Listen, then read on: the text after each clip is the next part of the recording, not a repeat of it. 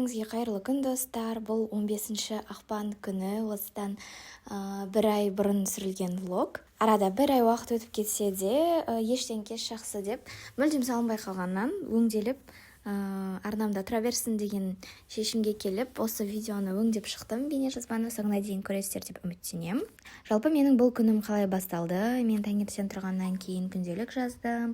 Шамалы ойларым жинап алғаннан кейін Ділмар үйірмесінің мүшелеріне жазу шеберлігі бойынша шеберлік сағатын өттім. Менің ойымша сендерге берілген үлкен мүмкіндік, және сол әрбір кездесуден маған қабылдау керек.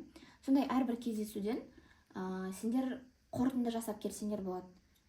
Гауһартас қойылымын көріп, және сол жерде сондай сәйкестік болып, Дулат Исабеков өзі залда отырды, яғни шығарманың авторымен бірге тамашаладық. Сол туралы мен алған әсерімді жазған едім. Шәміл ағаларым танитын шығарсыңдар? Иә, танимыз. Сол Шәміл ағаларым туралы жазғаным.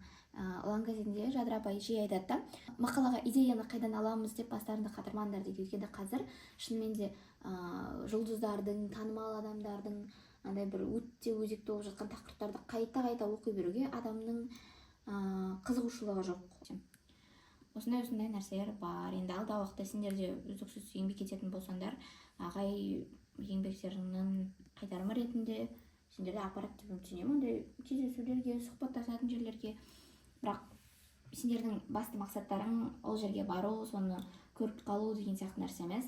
Сендердің басты мақсаттарың өздеріңді дамыту, өзіңді дамыту арқылы Ділмарды дамыту, сондай болу керек та. Егер сендер сол бір ұлы мұраттан қол жазып қалмайтын болсаңдар, сендер шынымен де нәтижеге жете аласыңдар. Ертең кешке дейін сторителлинг, ал келесі аптаға тас-түлекке материал жазасыңдар. Сағат 11:30 болды. Мен енді болдым. Осыған дейінгі жазбаларды реттеп, тексеріп, енді осы аптаның тапсырмасын тексеріп, мына жаққа есептерді жазып қою керек.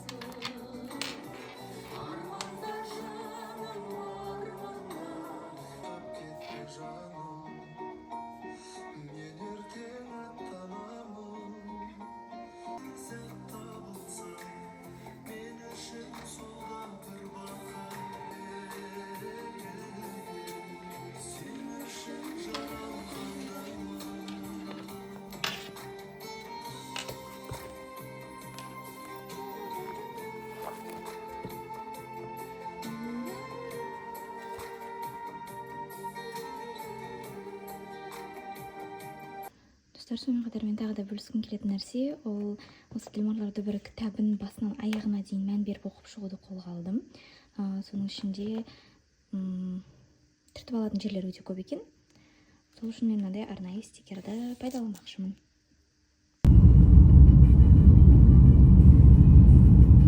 Республика Сарая. Следующая остановка – Дворец Республики.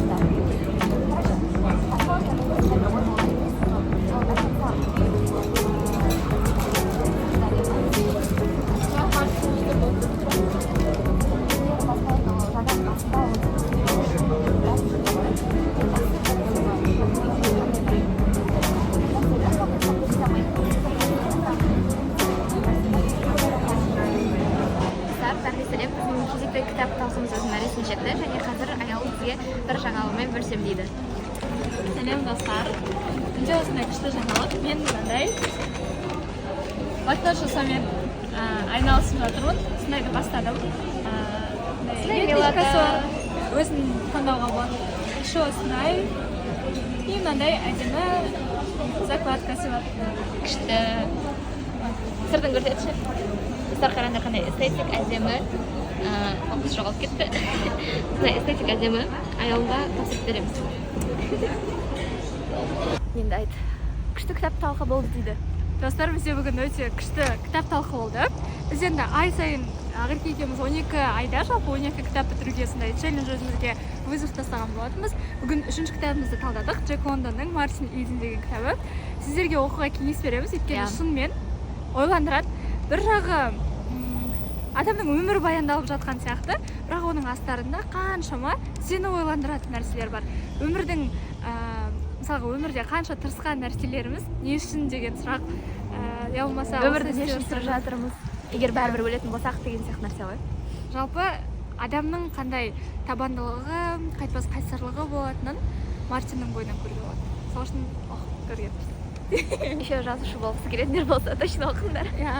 Мотивация ғой, өйткені қаншама оның өмірінде провалдар болады. Мысалға оның қаншама жазған шығармалары шықпай қалады. Бірақ ол сонда да соған берілмейді. Соңында өзінің дегеніне жетеді. Бұдан артық мотивация бар ма? Күшті оқыңдар.